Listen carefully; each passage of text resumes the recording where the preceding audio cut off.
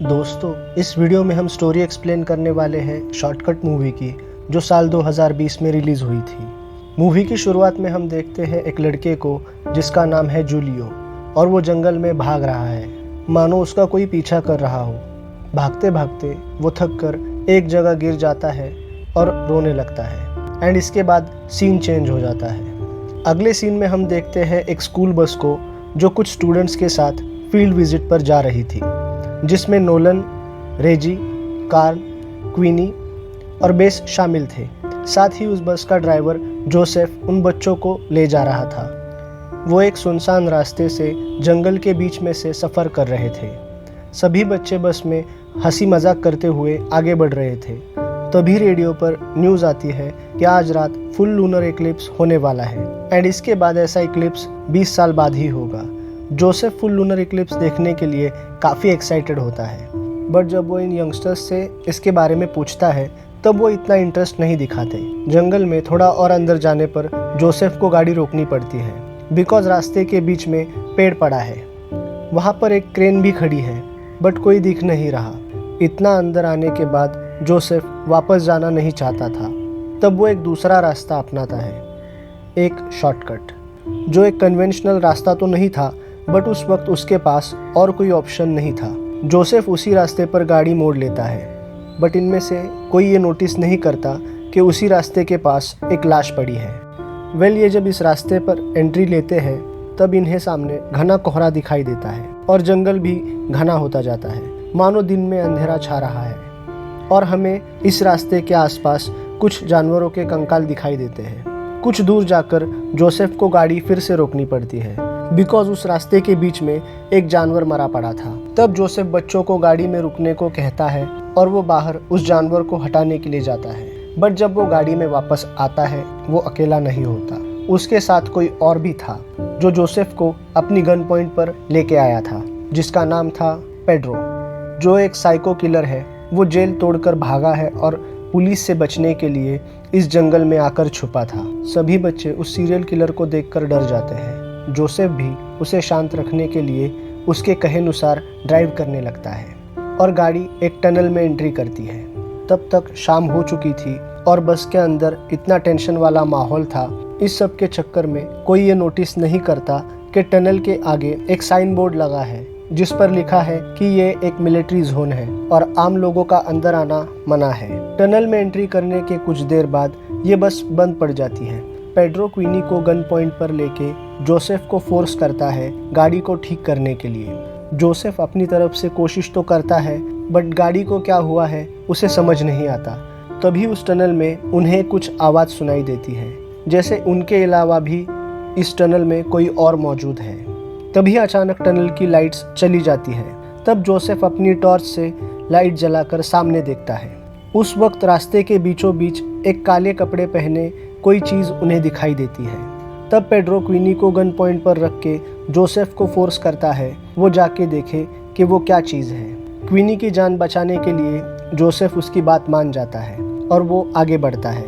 जब जोसेफ उस चीज़ के पास पहुंचता है तब वो चीज़ उठकर खड़ी हो जाती है और उस पर हमला कर देती है, जिस वजह से जोसेफ मारा जाता है।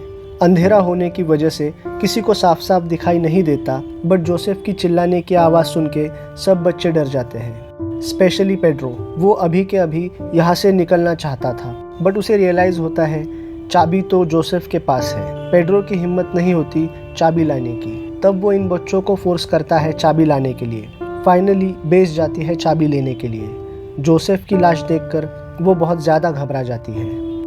उसे देखकर ऐसा लगता है मानो किसी जानवर ने उसे नोच नोच कर खाया है। वहाँ अंधेरे कोने में उसे एक काला साया भी नज़र आता है। जैसे ही वो टॉर्च उस तरफ करती है, वो क्रिएचर अंधेरे में छुप जाता है। बेस भागकर गाड़ी में वापस आती है और सबको बताती है उसने क्या देखा। रेजी गाड़ी स्टार्ट करने की कोशिश करता है, बट गाड़ी स्टार्ट नहीं होती। अचानक उन्हें गाड़ी के ऊपर किसी के फुटस्टेप सुनाई देते हैं, साथ ही स्क्रैचेस की भी आवाज़ आती है। तब पेड्रो बहुत डर जाता है और कहता है वो ऐसी मौत मरने के लिए जेल से नहीं भागा था। तब वो गाड़ी से उतर जाता है और उस क्रिएचर को ढूंढने लगता है, बट वो क्रिएचर उसे ही मार देता है। तब बच्चे बस में दरवाज़ा बंद करके खुद को किसी तरह बचाने की कोशिश करते हैं, बट ये क्रिएचर अपने नुकीले नाखूनों से उस दरवाजे को खोल देता है और वैन के अंदर घुस जाता है। तब वैन की लाइट्स फ्लिक करने लगती है। डर की वजह से सभी बच्चे चिल्लाने लगते हैं। उधर दूसरा दरवाज़ा जाम हो चुका था। तब वो क्रिएचर उनकी ओर आगे बढ़ता है। तब बेस को याद आता है उसके टॉर्च मारने पर ये क्रिएचर भाग गया था। तब वो फिर से टॉर्च उसके चेहरे पर मारती है और ये आइडिया काम कर जाता है। तब नोलन बेस के हाथ से टॉर्च लेकर उस क्रिएचर के फेस पर लाइट्स मारते हुए उसे पीछे ढकेलता है। तब तक वो दरवाज़ा खुल जाता है और सब लोग गाड़ी से बाहर भागते हैं। टनल के पास उन्हें एक साइडवे मिलता है जहाँ से वो सब नीचे जाते हैं, मगर जैसे ही वो नीचे पहुँचते हैं उन्हें सब जगह लंबी सुरंगें दिखाई देती है। हर तरफ अंधेरा छाया था। ये सब एक रास्ते को फॉलो करते हुए एक रूम में जा पहुँचते हैं। वहाँ पर उन्हें बहुत सी कैंडल्स पड़ी दिखाई देती है। साथ ही वहाँ पर एक फ्लोर मैप था। तब उन्हें पता चलता है जनरेटर रूम कहाँ पर है। तब नोलन और बेस उस जनरेटर रूम को ढूंढने के लिए निकल जाते हैं। मैप को फॉलो करते करते वो वहाँ पहुँच तो जाते हैं, बट रास्ते में उन्हें वहाँ पर एक स्केलेटन दिखाई देता है। उधर रूम में क्वीनी को बाथरूम जाना होता है तो रेजी उसके साथ जाता है। एक स्पॉट पर आकर दोनों अलग होते हैं बिकॉज क्वीनी को प्राइवेसी चाहिए थी। तब रेजी उससे थोड़ी दूर उसकी तरफ पीट करके खड़ा हो जाता है। फिर भी न जाने कैसे वो क्रिएचर क्वीनी को उठा ले जाता है। तब रेजी डर जाता है और रूम में लौटकर काल को भी अपने साथ ले लेता है। तब वो दोनों मिलकर क्वीनी को ढूंढने लगते हैं। उस अंधेरे टनल में उन्हें उस क्रिएचर के गुर्राने की आवाज़ सुनाई देती है। उसे फॉलो करते हुए वो दोनों एक कोने में जा पहुंचते हैं। वहाँ उन्हें क्वीनी तो दिखाई देती है, बट वो अकेली नहीं होती। वो क्रिएचर भी वहीं था और वो क्वीनी का खून चूस रहा था। रेजी क्वीनी को बचाने के लिए उस क्रिएचर को मशाल से डराता है। उससे क्वीनी तो बच जाती है, बट वो क्रिएचर रेजी को पकड़ लेता है। कार्ल और क्वीनी उन्हें देखते हैं, बट उन्हें कुछ समझ नहीं आता कि क्या करना चाहिए। और उसी वक्त बेस और नोलन जनरेटर ऑन कर देते हैं और वो पूरे टनल में लाइट आ जाती है, जिस वजह से वो क्रिएचर रेजी को छोड़कर भाग जाता है। तब रेजी, कार्ल और क्वीनी ये तीनों निकल पड़ते हैं नोलन और बेस को ढूंढने के लिए, बिकॉज इस जगह पर कोई भी सेफ नहीं है। इधर लाइट आने के बाद नोलन और बेस को उस जनरेटर रूम की हालत दिखाई देती है, जिसे देखकर ऐसा लगता है कोई उस रूम में रहता था। दीवारों पर बहुत से मिसिंग पोस्टर्स चिपकाए थे। इस क्रिएचर के स्केचेस भी लगाए थे, कुछ पेपर कटिंग्स, कुछ आर्टिकल्स और एक डायरी जिस पर जूलियो सार्पी का नाम लिखा था। ये वही लड़का था जिसे हमने फिल्म की स्टार्टिंग में भागते हुए देखा था। उस डायरी से हमें उसकी बैक स्टोरी पता चलती है। ये 40 साल पुरानी बात है। एक दिन जूलियो और उसकी बहन ऐसे ही घूमते हुए इस टनल में आए थे। उन्हें एक्सप्लोर करना काफ़ी पसंद था, बट जूलियो ने कभी ऐसा सपने में भी नहीं सोचा होगा कि उसकी बहन की मौत ऐसे किसी एडवेंचर में होगी, वो भी एक क्रिएचर के हाथों। उस वक्त उसकी बातों पर किसी ने यकीन नहीं किया, ना उसके पेरेंट्स ने, ना पुलिस ने। लेकिन जूलियो ने अपनी खोज जारी रखी और 20 साल बाद वो वापस लौट आया इस टनल में और इसी टनल को अपना घर बना लिया। यहाँ रहकर उस क्रिएचर के खिलाफ जो क्लूज मिले, जो इन्फॉर्मेशन मिली, उसे इकट्ठा करने लगा। उसे पता चला कि ये क्रिएचर लाइट से डरता है, इसलिए जूलियो ने एक हाई वोल्टेज मशीन बनाना शुरू किया जिसकी मदद से वो इस क्रिएचर को रोक सके। बट अनफॉर्चुनेटली उस मशीन को कंप्लीट करने से पहले उस क्रिएचर ने उसे मार डाला। इस इंसिडेंट के 20 साल बाद वो उस टनल में फंस गए हैं। उन्हें इसी डायरी से पता चलता है कि ये क्रिएचर एक पैरासाइट की तरह है जो इंसान और जानवरों के खून से अपने आप को जिंदा रखता है। इस ग्रुप के 5 में से 2 लोगों पर हमला हो चुका था। रेजी तो ठीक था, बट उस क्रिएचर ने क्वीनी को काट लिया था और वहाँ से काफ़ी खून बह रहा था।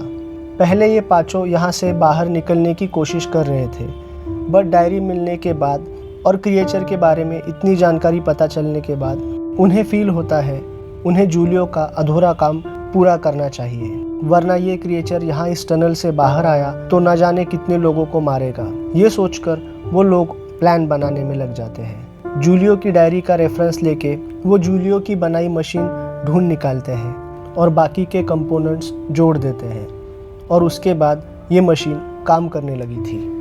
तब नोलन जनरेटर ऑफ कर देता है। रेडियो की आवाज़ और क्वीनी के खून से उस क्रिएचर को बाहर निकालने के लिए ललचाता है। वो प्लान बनाते हैं जैसे ही वो क्रिएचर मशीन के सामने आएगा तब बेस जनरेटर ऑन कर देगी। तब रोशनी से वो डर जाएगा और ये सब मिलकर उस क्रिएचर को जला देंगे। सब इसी प्लान को फॉलो कर रहे थे। वो क्रिएचर बाहर भी आता है बट जनरेटर का हैंडल अटक जाता है और बेस उसे खींच नहीं पाती। तब रेजी उस क्रिएचर के एकदम सामने था। तब उसे बचाने के लिए नोलन उस क्रिएचर का ध्यान अपनी तरफ खींचता है। फिर जब वो क्रिएचर नोलन तक पहुंचता है, बेस भी सेम आवाज़ करके उस क्रिएचर को अपनी तरफ खींचती है ताकि नोलन को वहाँ से निकलने का टाइम मिल जाए। बट अब बेस और क्वीनी दोनों फंस जाते हैं। तब नोलन, रेजी और कार्ल खून की स्मेल से उस क्रिएचर को लाइट मशीन के पास ले जाते हैं। तब नोलन उस जनरेटर के हैंडल को खींचकर पूरे कमरे में रोशनी कर देता है और तब उस क्रिएचर पर तीनों लड़के मिलकर हमला कर देते हैं। तब बेस और क्वीनी टनल से बाहर की तरफ भागती है। बाहर तब तक सुबह हो चुकी थी। दिन के उजाले में वो क्रिएचर उनका कुछ नहीं बिगाड़ सकता था। दोनों लड़कियां टनल के बाहर जाकर देखती हैं वो क्रिएचर उनके पीछे वहां तक पहुंच गया है। तब बेस और क्वीनी डर जाती है बट ये उनके प्लान का ही पार्ट था। टनल के अंधेरे में से हम तीनों लड़कों को हाथ में मशाल लिए उस क्रिएचर की ओर आता हुआ देखते हैं। टनल के बाहर सूरज की रोशनी और पीछे आग। वो क्रिएचर उस वक्त कहीं भाग नहीं सकता था, जिसका फायदा उठाकर नोलन, रेजी और कार्ल उस क्रिएचर को आग लगा देते हैं। उसी आग में जलकर वो क्रिएचर मर जाता है। तब फाइनली ये पांचों उस टनल से सेफली निकल आते हैं। वो लोग पुलिस को भी इन्फॉर्म करते हैं बट उन पर कोई यकीन नहीं करता। वो लोग एक ऑफिसर को उस टनल में भेज देते हैं बट उन्हें यकीन था कि बच्चे मजाक कर रहे हैं। बट जब वो ऑफिसर टनल में जाता है, उस ऑफिसर को किसी जानवर के गुर्राने की आवाज़ आती है। अचानक उसकी टॉर्च खराब हो जाती है और हमें उस ऑफिसर के पीछे वही क्रिएचर नज़र आता है। इसके बाद उस ऑफिसर के साथ क्या हुआ वो हमें दिखाया नहीं जाता, पर अंधेरे में सिर्फ उस ऑफिसर की चीखने की आवाज़ सुनाई देती है और इसी के साथ मूवी ख़त्म हो जाती है। दोस्तों, आपको वीडियो कैसा लगा हमें नीचे कमेंट करके ज़रूर बताइए और ऐसे ही इंटरेस्टिंग वीडियोस के लिए हमारे चैनल को सब्सक्राइब कीजिए। मिलते हैं आपसे अगले वीडियो में।